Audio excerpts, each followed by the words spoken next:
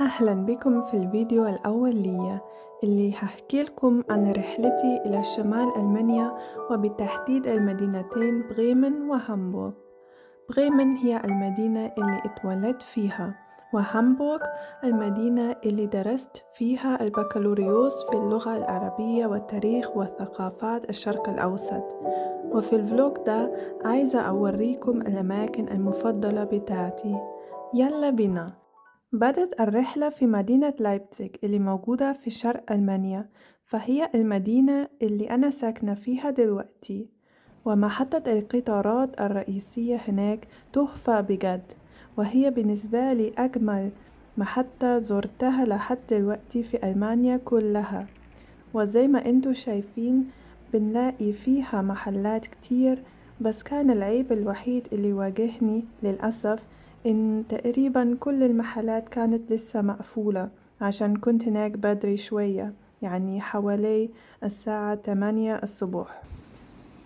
رحت الرصيف بتاع القطر واستنيت شوية، والحمد لله جاء القطر في ميعاده، يعني ما كانش متأخر، واستمتعت بالرحلة في القطر الأول من أصل 4 قطارات اللي كان لازم أركبها عشان أوصل لبريمن.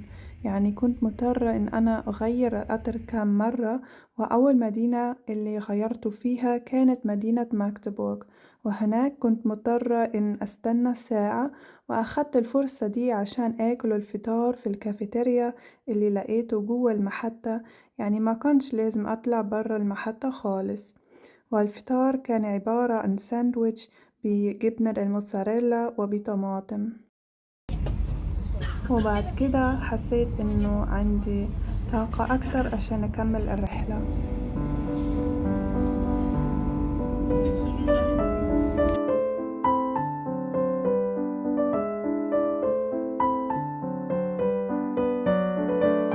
والمدينة التانية اللي وصلت لها كانت براونشوايغ، وكان قدامي ساعة هناك، والحاجة الوحيدة اللي لفتت نظري في المحطة دي كانت المكتبة دي، وقررت إن أنا أدخلها، واتفرجت على الكراريس دي وعجبتني قوي.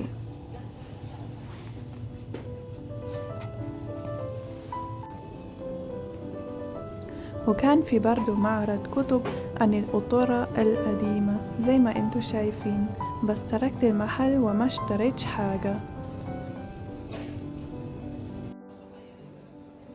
رحت اتجاه القطر وقررت انه لازم اقضي الوقت بشكل مفيد، وذكرت انا دلوقتي احاول احسن لغتي العربية عشان هسافر الى مصر قريب، وعشان كده بتعلم اللهجة المصرية.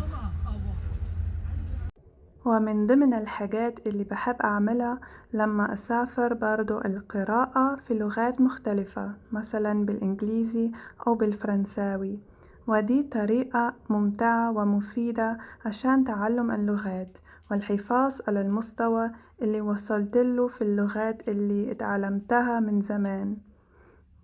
ولو كنتم مهتمين بالطريقة اللي اتعلمت بها اللغات دي قولولي في تعليقات وتعملوا لايك للفيديو ده. وبعد أكتر من 6 ساعات وصلت بريمن أخيرا، وكان اليوم ده حار قوي، عشان كده قررنا أنا وأمي إن نروح النهر في مدينة بريمن عشان نقعد ونشرب حاجة، وعشان نوصل للكافيتيريا اللي على النهر كان لازم نعدي النهر في قارب صغير، وكان شكله بجد كيوت قوي.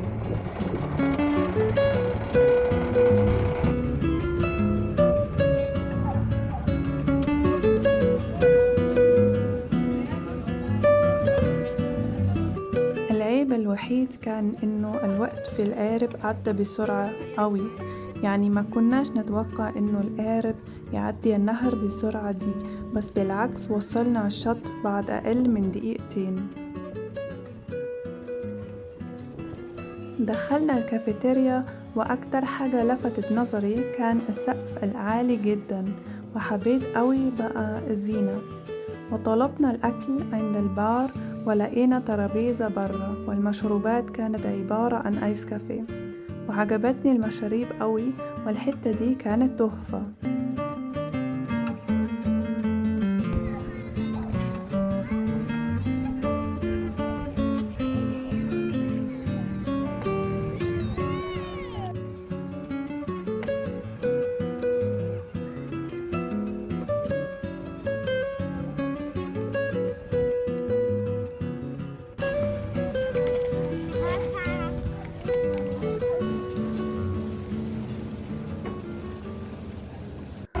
وبعد ما خلصنا رجعنا بالقارب وتمشينا شوية واكتشفنا منطقة جديدة ما شفتهاش قبل كده.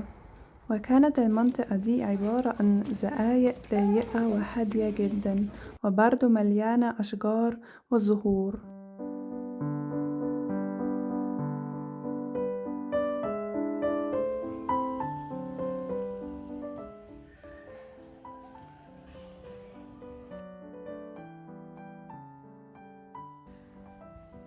وتخيلت إنه سكان المنطقة دي قد إيه بيستمتعوا بالهدوء ده.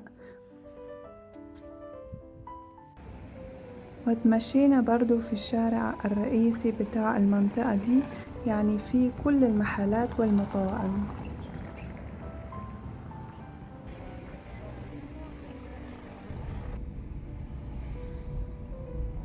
وفي اليوم التاني رحنا بالقطر إلى مدينة هامبورغ، اللي هي تاني أكبر المدن في ألمانيا بعد العاصمة برلين. ولما وصلنا محطة القطارات كانت أمي جعانة، وعشان كده جبنا سناك صغير من الكافيتيريا في المحطة.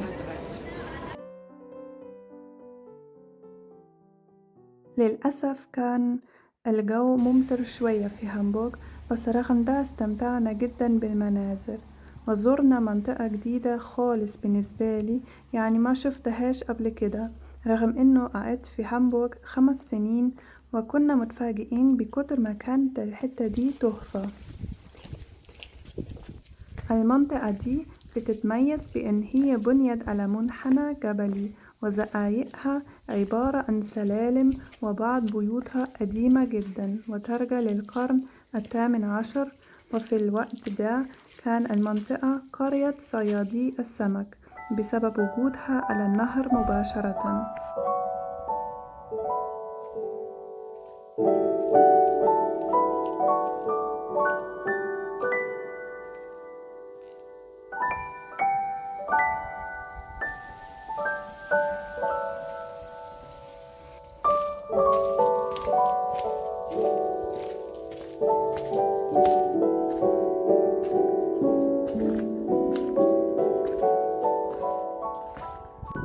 وكان المنظر من عند النهر على المنطقة الجبلية دي فظيع. وفي الطرف الآخر من النهر شفنا أكبر مصنع للطيارات في ألمانيا، يعني الحتة دي بتحسسك بوجود الماضي والحداثة في مكان واحد. وفي البعد كان برضو باين الميناء اللي بيعدي عليه آلاف السفن على مدار السنة.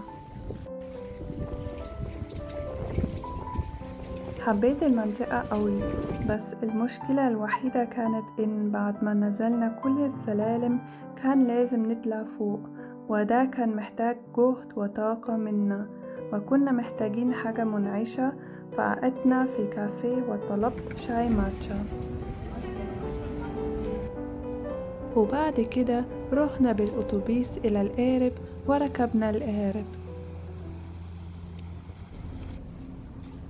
وكانت الرحلة في القارب ممتعة جدا.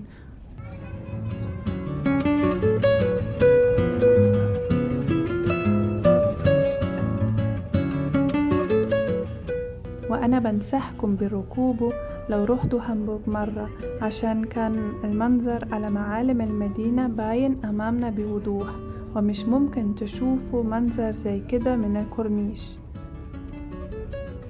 والكورنيش على فكرة مليان محلات سندويشات السمك اللي تعتبر من الأكلات التقليدية في هامبورغ، بس أنا كنت عايزة أكل أكل هندي، فروحنا مطعم هندي وكان شكله بجد حلو قوي. وأخدت بالي من إن كل الديكور والزينة كانت قديمة، وده حسسني بجو خاص جدا وجميل.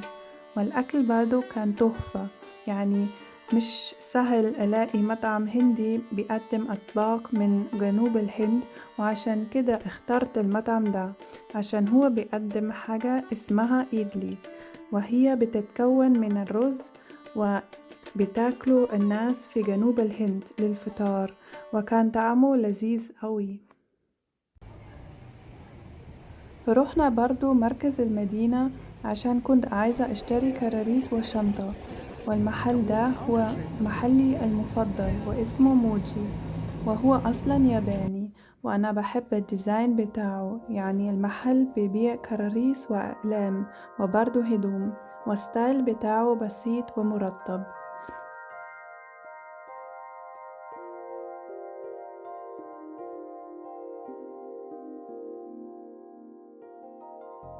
اشتريت منه بعض الكراريس وأقلام، فلازم يكون عندي على طول أحديات من الحاجات دي عشان بستخدمها بشكل يومي، وأكتب فيها كل الملاحظات لما بذاكر، وخاصة ملاحظاتي باللغات اللي بتعلمها.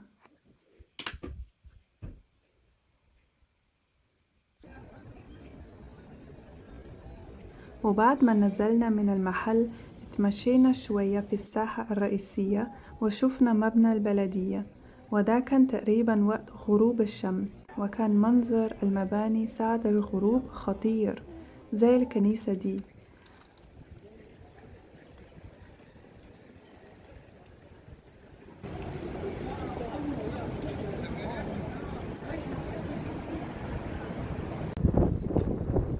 ولقينا حتة كويسة على الكورنيش، وكان غروب الشمس فظيع. ودي تقريبا نهاية اليوم اللي قضيته في هامبورغ. ولو أعجبتكم الفيديو ده ما تنسوش تعملوا لايك وشاركوا بالقناة، وبشوفكم في الفيديو الجاي.